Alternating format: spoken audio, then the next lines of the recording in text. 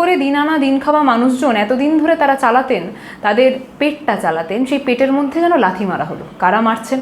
যারা এতদিন ধরে নাকি বলে এসছেন তারা নাকি জনগণ দরদি সরকার। সংখ্যক 9 থেকে 10 জন, ইতিমধ্যে 9 থেকে 10 জন কন্যা সন্তান, তাদের উপর অত্যাচার করা হয়েছে, রেপের মতো ঘটনা ঘটেছে। কিন্তু এই গোটা ঘটনা কিন্তু কোনো মিউজিক মিডিয়া কভার করে। নেচার ফ্রেন্ডলি ইথানল বলে যে জিনিসটা পেশ করার চেষ্টা হচ্ছে, সেটা কি আদৌ নেচার ফ্রেন্ডলি, আদৌ হিউম্যান ফ্রেন্ডলি? সেটা দেখতে পারলাম যে সেই জায়গাটা বন্ধ করলেও 7 দিন ধরে যোগ দিবসকে কেন্দ্র করে একটা রেড রোডের মতো গুরুত্বপূর্ণ রাস্তা বন্ধ করে রেখে দেওয়া হলো। সেটা নিয়ে কোনো বড় মিডিয়া চ্যানেল কভার করলো না।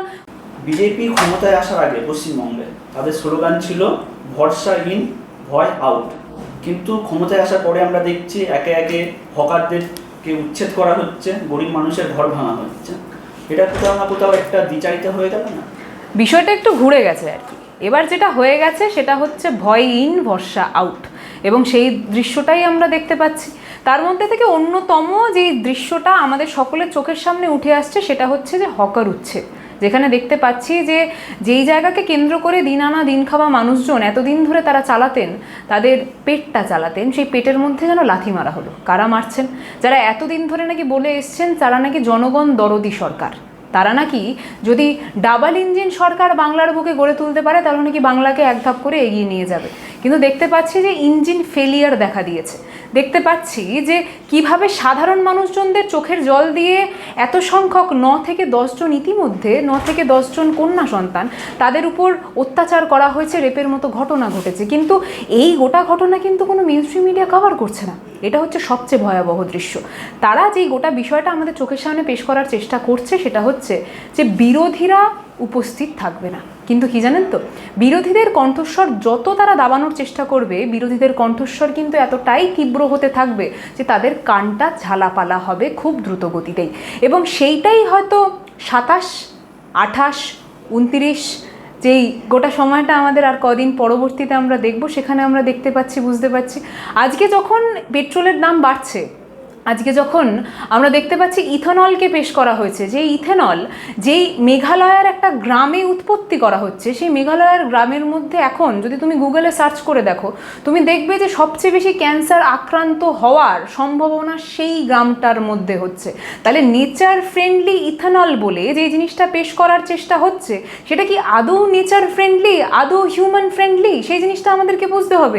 কিন্তু এই যে গোটা বিগ স্কেল যে কথাবার্তাগুলো রয়েছে, এইগুলো যেন আমাদের মাথা থেকে বের করিয়ে দেওয়া হচ্ছে। আমাদের মাথাটাকে কোন জায়গায় নিমজ্জিত করা হচ্ছে সেটা কিন্তু আবারও ওই ধর্মকেন্দ্রিক বিভাজন, ধর্মকেন্দ্রিক বিভেদ। আমরা দেখতে পারলাম যে রেড রোডে কিন্তু এবার ঈদ পালন করা, মানে ঈদের আমরা প্রত্যেকে জানি যে রেড রোডে একটা দিন অন্তত কেন্দ্র করা হয় যেখানে তারা সেই দিনটা পালন করেন। কিন্তু সেটা দেখতে পারলাম যে সেই জায়গাটা বন্ধ করলেও 7 দিন ধরে যোগ দিবসকে কেন্দ্র করে একটা রেড রোডের মতো গুরুত্বপূর্ণ রাস্তা বন্ধ করে রেখে দেওয়া হলো। সেটা নিয়ে কোনো বড় মিডিয়া চ্যানেল কভার করলো না। কভার কি হচ্ছে, যে মিড ডে মিলের পাত থেকে ডিমটাকে তুলে নিয়েছে আজকে যারা, এবং তুলে নিয়ে তার পরবর্তীতে সেই ডিমটা নিয়ে ক্যাচ ক্যাচ খেলছে যারা, এবং নিজেদেরকে সোকল্ড বিপ্লবী হিসাবে সাজিয়ে প্রেজেন্ট করার চেষ্টা করছে যারা, তাদেরকে টিভিতে দেখিয়ে তার পরবর্তীতে দেখানো হচ্ছে জনরোষের কথা। এই জিনিসটা যে কোনো দিন জার্নালিজমের জায়গা থেকে আমাদের চোখের সামনে উঠে আসবে, এইটা হয়তো এই স্বাধীন ভারতবর্ষের বুকে আমরা কোনো দিন এক্সপেক্ট করিনি।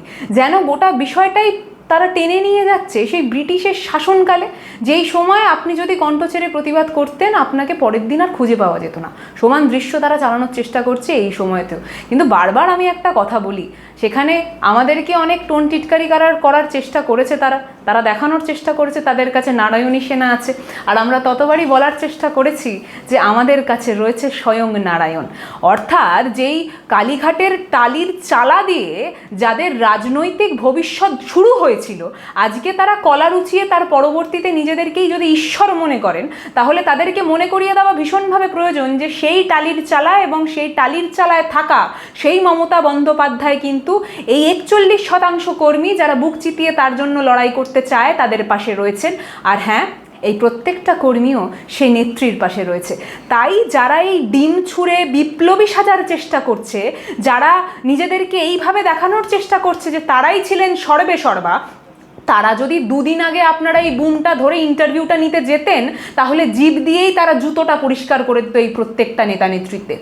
আজকে তাদের মনে হয়েছে কোনো একটা বড় সংখ্যক টাকার লোভে বা নিজেদের জীবন বাঁচানোর লোভে তারা হঠাৎ করেই এতটাই বেঈমানের দৃশ্য তারা আমাদের চোখের সামনে তুলে ধরছে।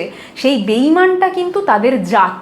আর আমি জাতের কথা সাধারণত বলি না, কিন্তু এখানে বলতে বাধ্য এই জন্যেই হচ্ছি যে যদি কেউ মনে করে যে মমতা বন্দ্যোপাধ্যায়ের হাত এই সময়ে ছেড়ে চলে যাবে, তার কাছে অন্তত বেঈমানের থেকে ভালো তকমা তাদেরকে আমি আর কিছু দিতে পারবো না।